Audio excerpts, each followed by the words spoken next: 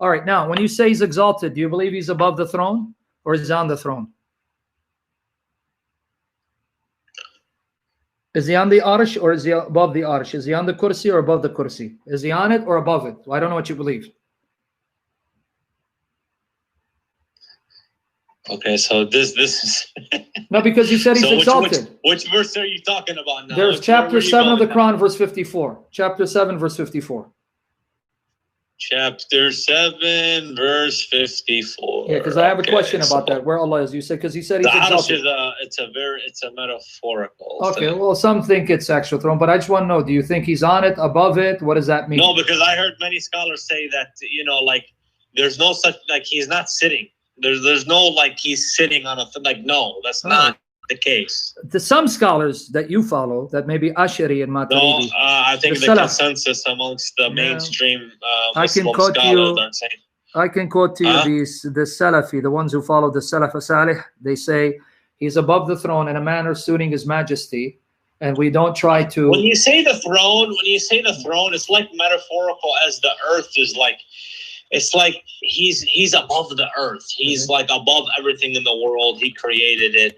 It doesn't mean that there's like an actual chair that he's sitting in. Okay. As you Christians, all right. Well, I have a problem though. CP, you don't know how many times I've heard CP come to this, and it's just ridiculous. Jihad, my friend. If you're telling me it's a metaphor, then in chapter 69, verse 17, it says 8 angels. But you just said chapter 7, so I was hold going on, to dude. the verse. Hold on. You just said something. Be patient, dude. Just little patience. You said the throne is a metaphor. In 69:17 of the Quran, it says 8 will carry the throne. 8 will be carrying the throne. 8 angels. What are they carrying if it's a metaphor? 69 verse 17 of the Quran. 69. So are you redirecting me to another verse now? Because you just said, let me repeat, man. Listen to yourself.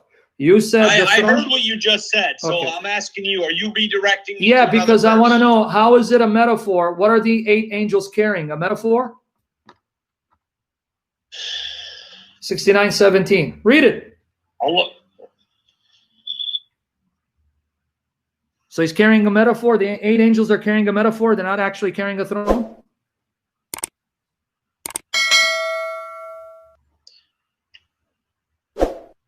We're going to read the tafsir on that one too. Okay, it's up to you, dude. If you want to go tafsir, it's up to you. But just read for me 69:17. So the Quran itself is not plain. You got to go to tafsir. Okay, 69:17. But read it for me. Just read what it says. How many carry the metaphorical throne? The throne that's not real, it's a metaphor. How many are carrying it, that metaphor?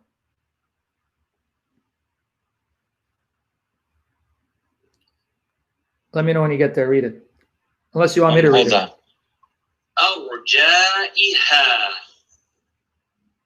What? Hold on, I'm looking at it. What the heck was that in the background, dude? Anyway, but go ahead.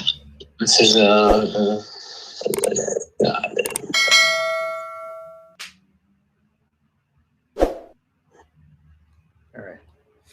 Yeah, if you want me to read it, I'll read it for you. You can find tafsir because it's taking you a long time to find it. You can. Read what you got. Okay. Whatever translation. Well, I have a lot of them. I'll read Hilali Khan. And the angels will be on its sides, and 8 angels will that they bear the throne of your Lord above them. So they're going to carry the throne above them. 8 angels. That's 8 of them. Yeah. Do you want me to add?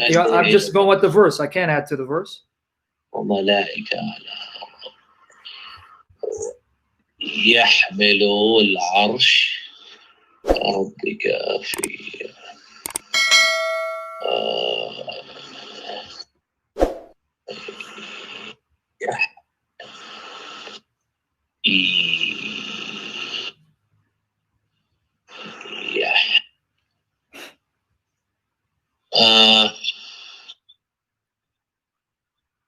Yeah. Okay, so are we going to the tafsir? You wanted to. I'm asking, if the arsh is not an actual throne, what are they carrying? It's not clear. I mean, it's as I said, the arsh is metaphorical, so we need to. So they're carrying a metaphorical throne. Okay. We need further clarification at the end of the day. You know, I mean, we need tafsir. All right. Okay. Right? Now here's my question for you. Okay, since you don't throne, you do believe Allah is above His creation, then? Above the seven heavens, above Allah's creation. above his creation, but Okay. he's not sitting in a chair. Okay, forget Habibi. sitting on the chair. Okay. All right, he's not. Let's go with that. He's not sitting on the chair, but you do believe he's above his creation. Okay, can you read for me Surah Ali Imran, chapter 3, verse 55? Chapter 3, verse 55 about Isa. If you can read that for me. La la la la. La, la, la. Sorry, I had to just do that to loosen my throat because it's getting sore. I'm not young anymore. I used to be able to speak, but now I'm getting old. Anyway, 355. Yeah, I know you liked that, didn't you? Oh, man. Anyway, when you read 355, notice what Allah says to Isa, God says to Jesus in your Quran.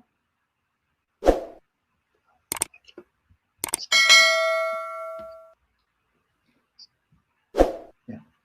If you want, I'll read it. It's up to you. I'm scrolling down, man. Give me a second. Okay. I mean, I can read it too. You let me know if you. That's up to you. You can read it. I'll read it. You can read Arabic. I'll read in English.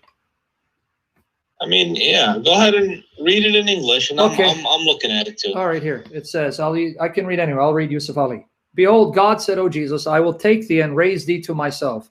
I will raise thee to myself." That's the part I wanted to focus on. And raise thee. When Allah said, "Oh Jesus, indeed, I will take you and raise you to myself, Exactly. and purify you." Okay, myself, right?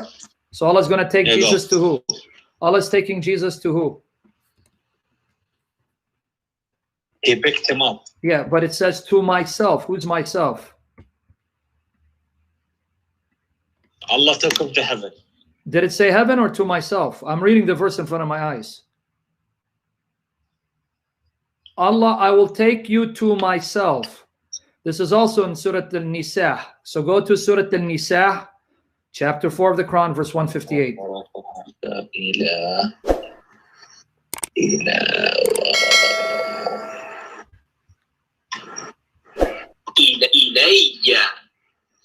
To myself. All right, so now what about 4:158? Surah An-Nisa, chapter 4, verse 158. Does it say the same thing? You want me to read in English? Chapter 4, verse 158, Surah An-Nisa. Same thing about Isa. They neither killed nor crucified him. But then it says, when you get there, chapter 4, verse 158, nay, but Allah took him unto himself. Allah is ever mighty wise. So Allah took him to himself. To himself. You said verse 2, 158? No, chapter 4, verse 158. Surah An-Nisa, chapter 4, verse 158. So I just read it. Nay, Allah took him to himself. Allah took Jesus to himself. And that's what 355 said. Yeah. I will take thee to myself, right? Rather, Allah raised him to himself. You got it, right? Is Allah. Okay. So, Aziz and Hakim. Okay, now your Quran just said, and I want you to hear it carefully, your Quran just said in two places, Allah took Jesus to himself. I will take you to myself, took him to himself. But you just said Allah is above the creation. So now you just have to admit Jesus is with Allah above the creation because he's with Allah. Why is Jesus above the creation? Because Allah took him up there. So a creature is above creation. A creature is above creation? A creature is above creation? Allahu A'lam. Allah is the creator. Jesus was sent. No, that's not what I'm asking. If he's a creature, how can a creature be above creation? To say he's above creation means he's separate from creation. That doesn't work. He's in heaven. Didn't say heaven unless Allah's in heaven.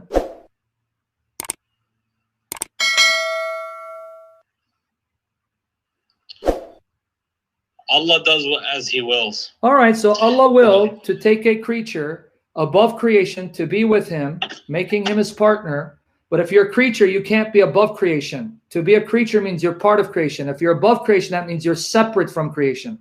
So either Jesus is separate from creation or he's part of creation. If he's part of creation, he can't be above creation with Allah. Make up your mind. I'm telling you, Jesus is in heaven with Allah. But the Quran didn't say he's in heaven. All right, can you go now to chapter 4? Hey, my friend, do you go, are you a literalist now? I mean, you don't understand, No, I went by what you said. I said, where's Allah? You said above creation. Then Allah could have said, "Oh Isa, I'll take you to heaven." Couldn't Allah have said that? But he didn't say. He goes, "Oh Isa, I will take you to myself." I just went with what you said. Allah is above the heavens and the earth, and Jesus is there. Picked up Isa because when they tried to crucify him, somebody else was put in his place because Allah was not going to allow him that to happen to him. Okay, so you Allah just said want that for Isa alayhi salam. Good, but you just said Allah wouldn't want that. You just said Allah's above the heavens and the earth. So now Jesus is above the heavens and the earth. Excellent. I like that. Good. No, I mean, we don't have a clear explanation. We just know that he's picked up. Wow. We don't have. So your Quran is a book of confusion. Specifics here, like you're talking about, oh, what is the location? Give me his latitude and longitude while you're at it. It's like you're. This is still faith at the end of the day. So you're basically telling the non-Muslims who are hearing, your Quran is a book of confusion because no one knows what it means. So instead of guiding me, it's confusing me. And this is what Allah wants me to follow, something that confuses me? This is semantics. You're getting too deep. I'm getting too deep because I'm taking the words for what they say? I'm just reading the words and I'm taking it too deep. Okay, so if I did that with the Bible, you're going to come with your whole spiel about, no, this is what it means. But that's going to be what you're saying, and it might not be affirmed by any so-called scholar of the past, if you have any. And there probably is not a consensus within the Christian community about it. So we have what our scholars say. And you're talking about, you're really getting into semantics to a whole nother level to where it's like, okay, how can we know? At the end of the day, it's Allahu A'lam. Okay, all right.